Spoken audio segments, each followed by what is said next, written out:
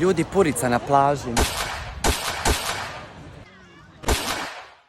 Šta je ovo Slavice, dođe na kraj svijeta i onda se ne mogu kupati. A gdje se vi kupate ovoga travnja? Jutro. Ajme meni. Kakav jet lag. Idemo na plažu.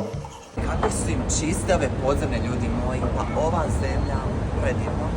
Idemo na plažu, first things first, zato što nam je ugrijalo sunce, a nećemo imati jako puno sunca ovih dana, tako da plaža. Opremamo se za plažu, samo najosnovnije. Ljudi moji, kupat ću se u istom oceanu kao i na Havajima, pa to nije realno. To je prejadno. To je jadno toliko. Kružio cijelu zemlju, opet u istom oceanu završio.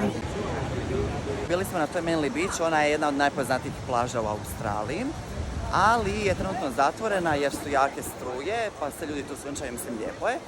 I još uz Manly najpopularnija je Bondi plaža, ali mi idemo sad u jednu, kao ajmo reći, uvalu, koja ima manje valova, manje ljudi, manje popularna. Australska kokoš.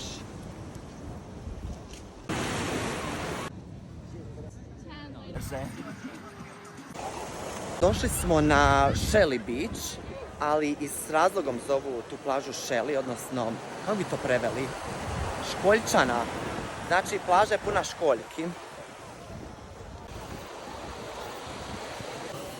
Jedino što nisam pripremio, a to je tijelo za plažu, pa moram uvlačiti stomak tu kad prolazim pored svih ovih komada. Ali pura ne vidjeti na plažu, to stvarno, to nisam očekivao. Nešto štede na svjetlu, na struji, ono, možda čuvaju prirodu. Uglavnom, grad je jako taman. Ne znam, fali mi da svitli to. Evo, iz hotela se javljam. Iz rezorta. Ej, Idemo na večericu u Sidney. Eko, dođi tu.